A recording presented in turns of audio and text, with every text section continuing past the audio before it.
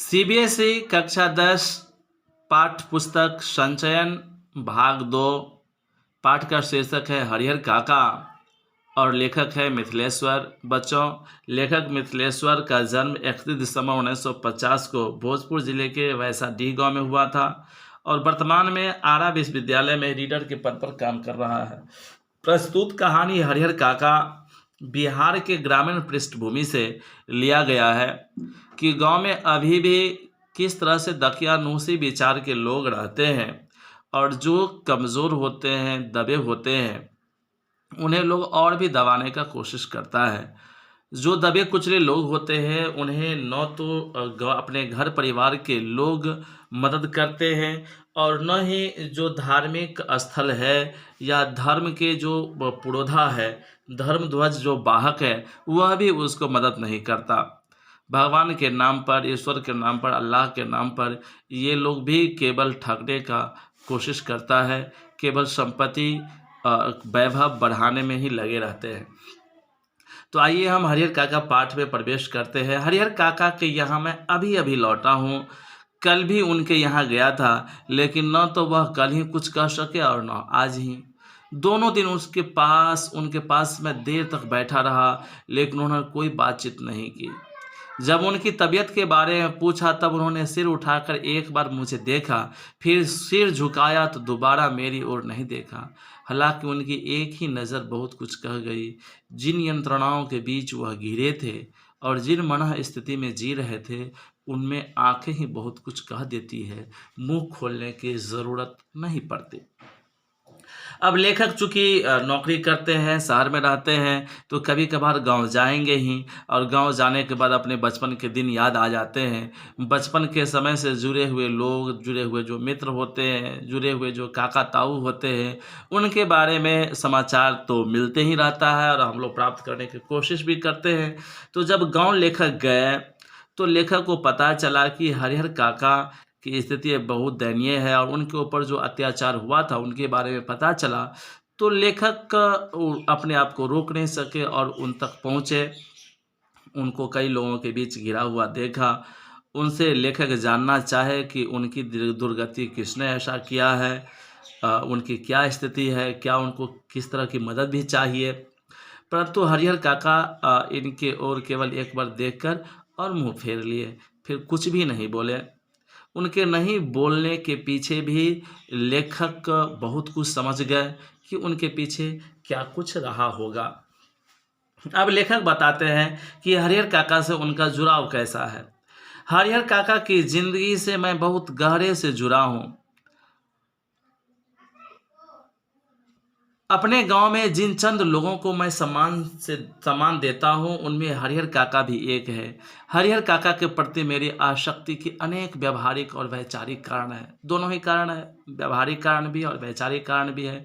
व्यावहारिक कारण इसीलिए कि जो गांव में व्यवहार कुशल व्यक्ति होते हैं, अच्छे व्यक्ति होते हैं और उनको जो कष्ट होता है तो उनको मदद करने की कोशिश अच्छे और भले लोग करते ही हैं। और वैचारिक कारण इसीलिए कि उम्र कुछ भी रहे, शिक्षा दीक्षा में कितना भी अंतर रहे, लेकिन विचार जिनसे मिलता है उनके प्रति आसक्ति होना स्वाभाविक हो जाता है। उनमें प्रमुख कारण दो है। एक तो यह कि हरिहर काका मेरे पड़ोस में रहते हैं और दूसरा कारण यह कि मेरी माँ बताती है कि हरिहर काका बचपन में मुझे बहुत दुलार करते थे। तो एक पढ़े लिखे इंसान होने के नाते, अच्छे इंसान होने के नाते, अच्छे नागरिक होने के नाते, सभ्य व्यक्ति होने के नाते हम अपने आसपास में हो रहे अनाचार, व्यभिचार, अन्याय को आंख मूंद कर नहीं देख सकते। उनमें हमको हस्तक्षेप करना ही पड़ता है, हस्तक्षेप करना भी चाहिए और उसको जितना कोशिश हो सके उसको ठीक करने की कोशिश होना चाहिए। तो चूँकि लेखक हरिहर काका लेखक के पड़ोसी थे और वो जिन यंत्रणाओं में थे, जो उनके ऊपर कष्ट, अनाचार, अन्याय उनके ऊपर हो रहा था, तो एक पढ़े लिखे इंसान होने के नाते उनको मदद करना उचित बनता था। ये कारण यह था। दूसरा कारण यह था कि हरिहर काका लेखक के जीवन से जुड़े हुए थे। चूँकि बचपन में उनकी माँ बताती है कि बचपन में अपने कंधों पर बैठाकर घुमाया करते थे। एक पिता अपने बच्चे को जितना प्यार करते हैं, उससे कहीं ज़्यादा हरिहर काका मुझे प्यार करते थे। तो जितना प्यार पिताजी करते हैं उससे भी ज़्यादा प्यार हरिहर काका लेखक से किया करते थे। जब मैं सयाना हुआ तब मेरी पहली दोस्ती हरिहर काका के साथ ही हुई। जो छोटे बच्चे होते हैं, ऐसा कहा जाता है कि छोटे बच्चे की दोस्ती छोटे बच्चों से होती है, परंतु लेखक बताते हैं कि जब दोस्ती करने लायक लेखक हुए तो उनका पहला दोस्ती उनके मतलब होश संभालने से पहले से ही जो जुड़े हुए थे हरिहर काका, उनसे हुई। माँ बताती है कि इतनी गहरी दोस्ती हरिहर काका को किसी अन्य व्यक्ति से नहीं हुई है, अन्य बच्चों से नहीं हुई। ऐसा नहीं है कि हरिहर काका हर किसी बच्चे से दोस्ती कर लेते थे, बल्कि कुछ न कुछ खास लेखक में हरिहर काका देखे या आत्मीयता बढ़ गया, जो लेखक से वो दोस्ती करते थे, लेखक को हमेशा अपने साथ रखते थे, खुलकर सारी बातें करते थे। लेकिन अभी वो कुछ भी नहीं कह पा रहे हैं हरिहर काका। उनकी इस स्थिति ने मुझे चिंतित कर दिया है। भाई स्वाभाविक है, जो व्यक्ति हम लोगों से खुल के बात करता है, सारी बातें हम लोगों को देख करके जो खुश हो जाते हैं, प्रसन्न हो जाते हैं, और ऐसे व्यक्ति एकाएक चुप हो जाए, कुछ नहीं बोले, तो मन में घबराहट और बेचैनी होगी ही। मुझसे अब ऐसा लग रहा है, लेकिन फिलहाल मुझसे भी कुछ कहना उन्होंने बंद कर दिया। उनकी इस स्थिति ने मुझे चिंतित कर दिया है, जैसे कोई नाव के बीच मझधार में फंसी हो और उस पर सवार लोग चिल्लाकर भी अपनी रक्षा न कर सकते हों, क्योंकि उनकी चिल्लाहट दूर तक फैले सागर के बीच उठती गिरती लहरों के में विलीन हो जाने के अतिरिक्त कर ही क्या सकती है। मौन होकर जल समाधि लेने के अतिरिक्त कोई दूसरा विकल्प नहीं, लेकिन मन इसे मानने को कतई तैयार नहीं। जीने की लालसा की वजह से बेचैनी और छटपटाहट बढ़ गई हो, कुछ ऐसी स्थिति के बीच हरिहर काका गिर गए। अब देखिए, हरिहर काका के जीवन का तुलना लेखक कैसे करते हैं। हमारे आसपास पे इस तरह की घटनाएं घटती रहती है, परंतु हम उसको लिपिबद्ध नहीं कर पाते हैं, उसको ठीक ढंग से नहीं लिख पाते हैं, महसूस करते हैं लेकिन उसको लिपिबद्ध नहीं कर पाते हैं बच्चों। लेकिन मिथिलेश्वर ने ऐसा कर पाया। देखिए, सामान्य जन में और लेखक में क्या अंतर है। लेखक अब हरिहर काका को देख रहे हैं जिस दयनीय स्थिति में, उसका तुलना उन्होंने किया है एक नौका पर सवार, मान लीजिए एक नौका पर कई लोग सवार हों और एक लंबे चौड़े जो है पाट वाली नदी में या सागर में वो जा रहे हो, जिनको आसपास कहीं किनारा नज़र नहीं आता हो, किनारा नज़र भी आता है तो कहीं कोई व्यक्ति नज़र नहीं आ रहा है जो उनको मदद कर सके।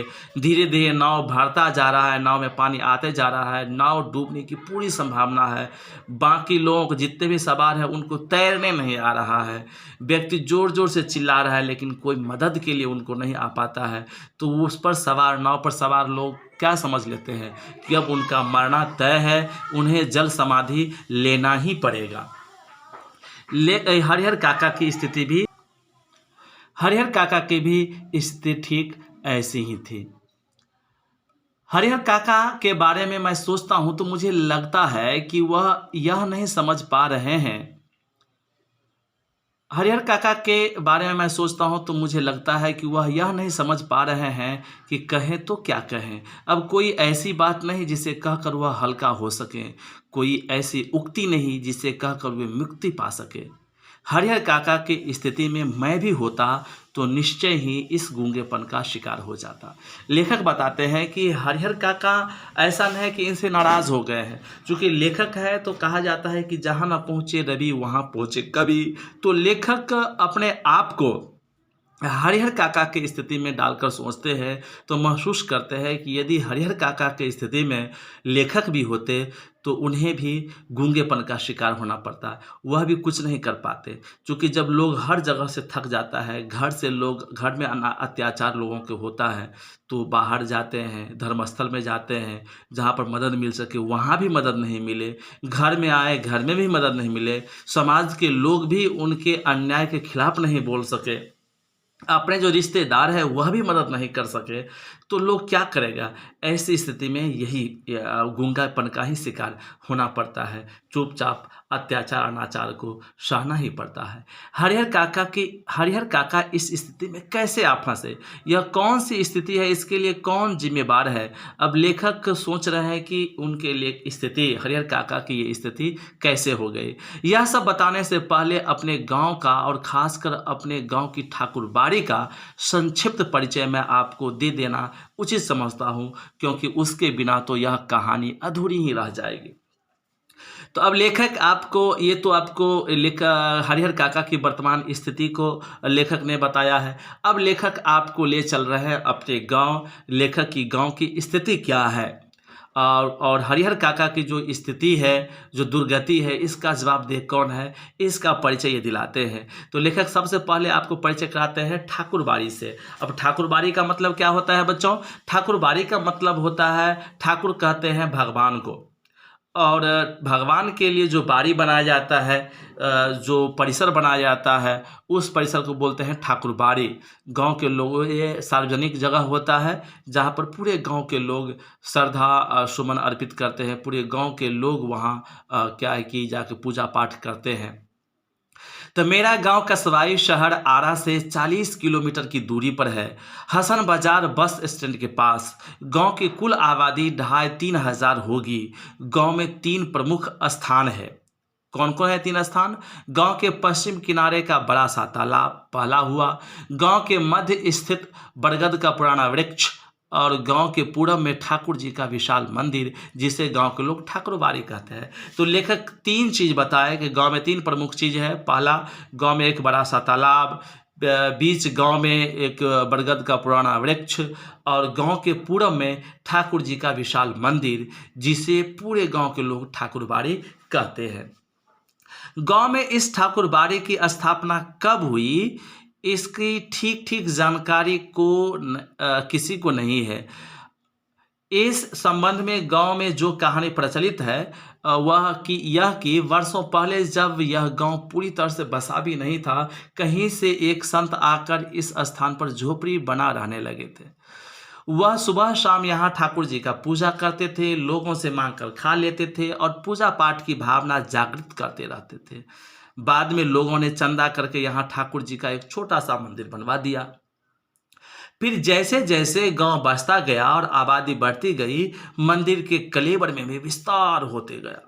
अब स्वाभाविक है कि शुरू में एक संत आए, गांव में एक जगह एक छोटी सी मूर्ति लगाकर भगवान की पूजा करने लगे, और गांव में टहल टहल के लोगों के जो है अंदर जो है भक्ति भावना प्रचलित करने लगे। लोगों से मांग कर खा पी लेते और मठ पर जाकर सो जाते। धीरे धीरे लोग क्या है कि चंदा देकर के एक छोटा सा मंदिर बना दिया। उसमें जो चंदा मिलता था, गांव के लोग जो सहयोग करते थे, सहयोग के वजह से धीरे धीरे मंदिर बढ़ता गया, मंदिर का परिसर भी बढ़ता चला गया। लोग ठाकुर जी को मनौती मानते कि पुत्र हो, मुकदमे में विजय हो, लड़की की शादी अच्छे घर में तय हो, लड़के को नौकरी मिल जाए। तो लोग वहां पर जाते और तरह तरह की मन्नत मांगने लगते। चूँकि हम भारतीय लोगों की यह क्या है कि स्वभाव है कि हम लोग ईश्वर से जाके मांगने लगते हैं, अपने धर्म स्थल पर जाकर के माथा टेकते हैं। अब कई चीज़ मांगते हैं और प्रयास तो करते ही रहते हैं, और प्रयास के परिणाम स्वरूप क्या होता है कि अब मान लीजिए कोई ठाकुरबाड़ी में गए और वहाँ जाके बोले कि प्रभु हमको कई बेटियां हैं, एक बेटे दो। अब मान लीजिए 8-10 व्यक्ति ऐसे ही तरह की मन्नत करेंगे तो होंगे तो 2 ही चीज़, लड़का या लड़की। जिसको लड़की हुई कोई बात नहीं, लेकिन जिसको लड़के हो गया वो समझ लेता अरे बाप रे ठाकुर जी की कृपा से हो गई। तो वे अपनी खुशी में जाकर के मोटी रकम चढ़ाया करते। कुछ लोग जेवरात चढ़ा देते थे, सोने चांदी की कीमती गहने। कुछ लोग बहुत सारा अनाज दे देते। कुछ लोग पुरोहित जी को, जो वहाँ पूजा करने वाले पंडित जी होते थे, उनको कपड़े दे देते थे। कुछ लोग अपना ज़मीन तक वहाँ पर दे दिया करते थे। तो इस तरह से क्या है, ठाकुरबाड़ी बढ़ता चला गया। और इस तरह का ठाकुरबाड़ी पूरे एरिया में कहीं नहीं था, न केवल गाँव में बल्कि उस एरिया में सबसे अच्छा ठाकुरबाड़ी हो गया था। ठाकुर जी के नाम पर 20 बीघे खेत है। अब तक देखिए इतना ठाकुरबाड़ी बढ़ गया कि 20 बीघे खेत हो गया। धार्मिक लोगों की एक समिति है जो ठाकुरबाड़ी की देखरेख और संचालन के लिए प्रत्येक 3 साल पर एक महंत और एक पुजारी की नियुक्ति करती है। तब गांव के लोग क्या है, अब बहुत ज़्यादा संपत्ति हो गया, 20 बीघा जमीन हो गया, बहुत सारे पैसे हो गए मंदिर के पास, ठाकुरबाड़ी के पास।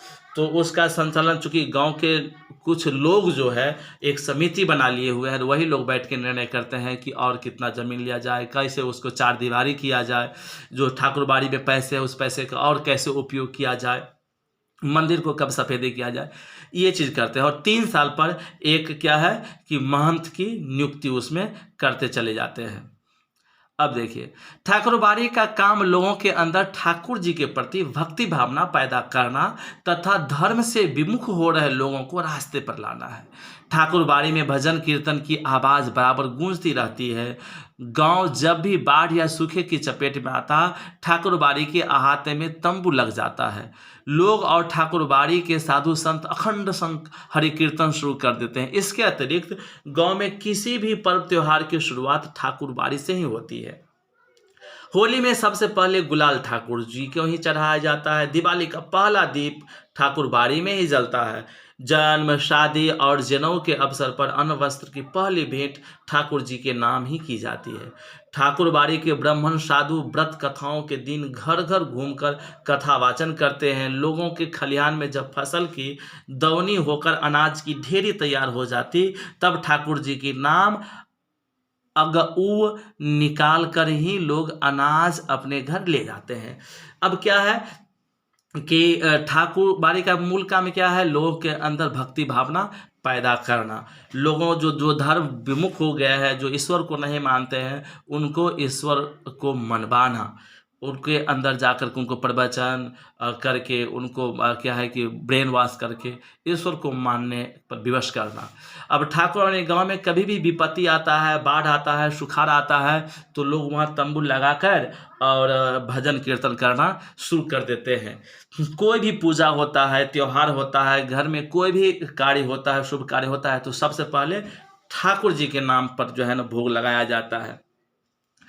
हर एक व्यक्ति किसान खेती में फसल जो उगाते हैं, जो खलिहान में से अंगऊ निकाल करके अलग रख देते हैं। यहाँ पर एक शब्द आया है दौनी, ये गांव के शब्द है बच्चों। दौनी का मतलब जैसे गेहूं होता है ना, गेहूं के फसल से जो निकालते हैं, गेहूं के डंठल से जो गेहूं निकालते हैं, उसको दौनी कहते हैं। अब ठाकुर जी के साथ अधिकांश लोगों का संबंध बहुत ही घनिष्ठ है, मन और तन दोनों स्तर पर। कृषि कार्य से अपना बचा हुआ समय वे ठाकुरबाड़ी में ही बिताते हैं। जब कृषि कार्य संपन्न हो जाता है, कुछ ऐसा समय होता है जब कृषि कार्य संपन्न हो जाता है, लोग खाली बैठे रहते हैं, तो लोग ठाकुरबाड़ी में जाकर के ही साधु संतों के प्रवचन सुनने लगते हैं। ठाकुर जी का दर्शन कर वे अपना जीवन सार्थक मानने लगते हैं। उन्हें यह महसूस होता है कि ठाकुरबाड़ी में प्रवेश करते ही वे पवित्र हो जाते हैं, उनके पिछले सारे पाप अपने आप ही खत्म हो जाते हैं। परिस्थिति बस इधर हरिहर काका ने ठाकुरबाड़ी में जाना बंद कर दिया है। पहले वह अक्सर ही ठाकुरबाड़ी में जाते थे मन बहलाने के लिए। कभी कभी मैं भी ठाकुरबाड़ी में जाता हूँ, लेकिन वहाँ के साधु संत मुझे फूटी आंखों नहीं सुहाते। काम धाम करने में उनकी कोई रुचि नहीं। ठाकुर जी को भोग लगाने के नाम पर दोनों जून हलवा पूरी खाते हैं और आराम से पड़े रहते हैं। उन्हें अगर कुछ आता है तो सिर्फ बात बनाना आता है। अब लेखक बताते हैं कि हरिहर काका भी इधर कुछ दिनों से ठाकुरबाड़ी जाना छोड़ दिया है, कम कर दिया है। और उनके साथ हरिहर काका के साथ कभी कभी लेखक भी ठाकुरबाड़ी चला जाया करते थे, परंतु वहाँ के साधु संत लेखक को फूटी आंखों नहीं देखना चाहते थे। मतलब लेखक को आना उनको नागवार गुजरता था। वह ऐसा क्यों था? अब चूंकि लेखक बचपन में ही थे, किशोरावस्था में भी थे, तो पढ़ते लिखते थे, और जो सही ढंग से पढ़ते लिखते हैं वे लोग इन बातों को अच्छे ढंग से समझने लगते हैं कि ये धर्म के नाम पर ये लोग ठग रहे हैं, कौन वास्तव में संत है और कौन ठग है, ये चीज़ महसूस करने लगते हैं। ये तर्क वितर्क करने लगते हैं, और जो पोंगापंथी होते हैं, जो ठग टाइप के मतलब जो साधु होते हैं, केवल पेट पालने के लिए धर्म कर्म करते हैं, उन लोगों को तर्क वितर्क से कोई मतलब होता नहीं है। तर्क करने वाले लोग उनको खराब लगते हैं, वे इससे धर्म विमुख समझते हैं। तो ये था ठाकुरबाड़ी की कहानी। हम लोग अगले पार्ट में अगले भाग में हम लोग जो है आगे पाठ में प्रवेश करेंगे। तो यहाँ तक आप लोगों ने इसको सुना, धन्यवाद। अगला पाठ भी देखिएगा इसमें।